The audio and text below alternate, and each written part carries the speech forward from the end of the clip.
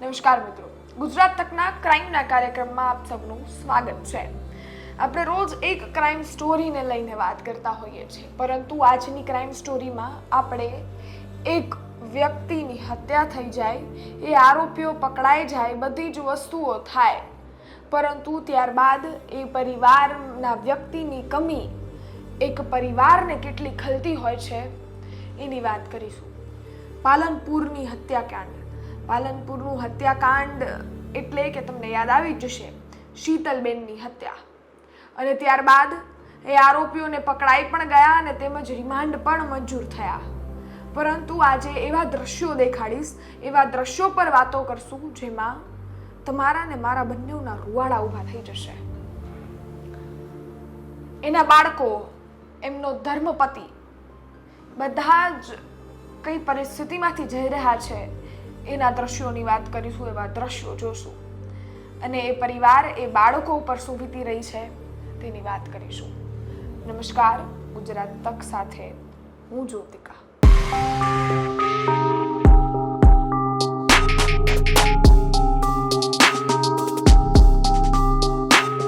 પાલનપુરની એ હત્યા કેસ જેણે આખા બનાસકાંઠા અને સમગ્ર ઉત્તર ગુજરાતમાં ચકચાર મચાવી દીધો। શીતલબેનની હત્યા, જેમાં ન એમનો કોઈ વાંક હતો કે ન એમનો કોઈ જ સ્વાર્થ।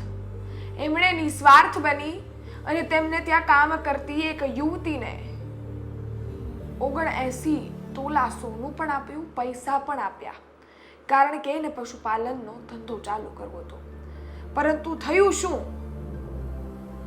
એ જે યુવતી છે એને પૈસા પાછા ન દેવા પડે એટલે એક ખૂની ખેલ ખેલાઈ ગયો। શાંતિબેનને મળવા બોલાવ્યા અને તેમજ તેમને ત્યાં ગળા ફાંસો દઈ મારી નાખ્યા। ત્યારબાદ એ શરીરના કટકા કર્યા, એક બાચકામાં ભર્યા અને પેટ્રોલથી સળગાવી અને બકરા ફાર્મની પાછળ એના વિસ્તાર અવાવરી જગ્યામાં ફેંકી નાખી। પોલીસે શોધખોળ ચાલુ કરી, કારણ કે શાંતિ જે શીતલબેન છે એની ગુમ થવાની ફરિયાદ તો નોંધાઈ જ ગઈ હતી। બાળકોએ એવું કહ્યું કે મારી મમ્મી તો એવું કહીને ગઈ હતી કે હું તમારી માટે પિઝા અને દૂધ લઈને આવું છું, ત્યાં તમે બધું કામ પતાવી નાખજો, પરંતુ એ પિઝા પણ ન આવ્યા અને એની માતા પણ ન આવી। ત્યારબાદ આ સમગ્ર કેસમાં ખૂબ પોલીસે શોધખોળ કરી અને તેમજ એક સીસીટીવી કેમેરો સામે આવ્યા, એક સીસીટીવી ફૂટેજ સામે આવી, અને સીસીટીવી ફૂટેજમાં શીતલબેન છેલ્લે એ જે રેખાબેન છે જેણે એનો જીવ લઈ લીધો એના ઘર આસપાસ દેખાણા હતા અને ત્યારબાદ એ ગુમ હતા। પોલીસના શકના દાયરામાં એ લોકો આવ્યા અને તેમજ શોધખોળ ચાલુ થતાં ખબર પડી કે આ જ એ લોકો હતા જેણે જે શીતલબેન છે એની હત્યા કરી નાખી। પરંતુ હવે તમે એ દ્રશ્યો જોવો જેમાં એ પતિ, એ બાળકો વલખા મારી રહ્યા છે। એક પતિ એના પત્ની માટે વલખા મારી રહ્યો છે અને એ બાળકો એની માતા માટે વલખા મારી રહ્યા છે। અંતિમ દ્રશ્યો એટલે કે એ માતા અને પત્ની જે દેહ છે એની સાથે પરિવારના અંતિમ દ્રશ્યો પર નજર નાખીએ।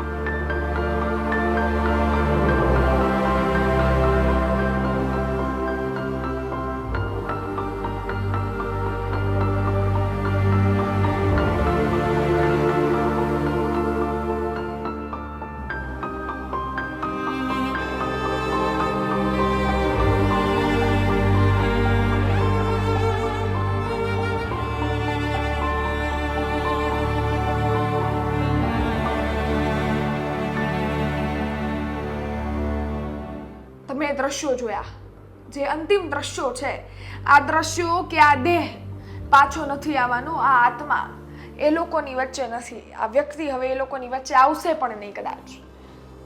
એ બાળકો છે એની માતાના ફોટો પર ચાંદલો કરી રહ્યા છે, એ પતિ છે એ દેહને આજુબાજુ રહી અને છોડવા નથી માંગતો, અને તેમજ એ બાળકો તો એક્સેપ્ટ કરવા જ તૈયાર નથી કે એમની માં એમની વચ્ચે નથી. એક બાળકોની પરિસ્થિતિ એના મા વગર શું હોય એ આપણે વિચાર પણ ન કરીએ, વિચાર ન કરી શકીએ, કારણ કે એક માતાનો રોલ જિંદગીમાં કોઈ જ પણ નથી ભજવી શકતું. એ આપણને જન્મ આપે છે, આપણને મોટા કરે છે, આપણી જરૂરિયાતથી લઈ અને તેમજ અંતિમ વસ્તુ સુધી આપણને બધું જ પૂરું પાડતી હોય છે. આપણે દુઃખી છીએ તો બી એને ખબર પડી જશે, અને આપણે ખુશ હશું તો પણ એને સૌથી પહેલાં ખબર પડશે. પરંતુ આ બાળકો પાસે એ જ મમતાનો છાયો હવે નથી રહ્યો, અને એટલે જ આ બાળકો શૂન્ય થઈ ગયા છે. એ બાળકોને ખબર પણ નથી પડી રહી કે હવે આવનારા સમયમાં એ શું કરશે, એક મા વગરનું જીવન કઈ રીતે પસાર કરશે, અને એ પતિ છે એનો તો શું જ હાલ થશે. એક પત્ની એક એવું વ્યક્તિત્વ હોય છે જે તમારા આખા જીવનમાં તમારો સાથ આપતી હોય છે, તમારા સુખ દુઃખ, ખરાબ સમય, સારો સમય, બધામાં એ તમારા ખંભેથી ખંભો મેળાવીને ઊભી હોય છે. અને જો એ ખંભો જ જતો રહે તો એ પતિનો શું હાલ થાય એ તમે કે હું વિચારી પણ ન શકીએ. રોજ એવી ક્રાઇમ સ્ટોરીને લઈને વાત કરીએ, પણ આજે આની વાત એટલે કરવી પડી કારણ કે એક આખો માળો વિંખાઈ ગયો, એક માળો આખો તહેસ નહેસ થઈ ગયો.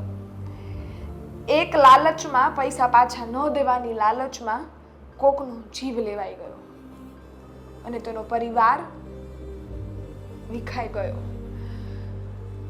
એ લોકોની સાથે વાત પણ આપણે ન કરી શકીએ કે એ લોકોનું દુઃખ પણ આપણે ન સમજી શકીએ.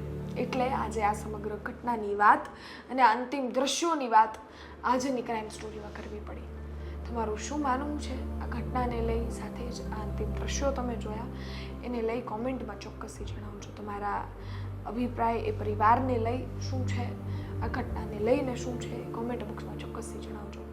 બાકી ક્રાઇમની વાત કરી રહ્યા છીએ એટલે સજાગ રહેજો, કારણ કે સજાગતા સુરક્ષિત રહેવાનું ખૂબ મોટું હથિયાર છે. જો શીતલબેન સજાગ હોત અને એમને ખબર હોત કે એની પાછળ આ વસ્તુઓ થઈ રહી છે તો કદાચ આજે જીવિત પણ હોત અને આ સમગ્ર ઘટના આપણે આવી રીતે ન વાત કરી રહ્યા હોત. એટલે જ સજાગતા સુરક્ષિત રહેવાનું હથિયાર છે. તમે પણ સજાગ રહેજો, સુરક્ષિત રહેજો. ફરી મળીશું આવતીકાલે નવી ક્રાઇમ સ્ટોરી સાથે. ત્યાં સુધી રજા આપો. ધન્યવાદ. જય હિન્દ, જય ભારત.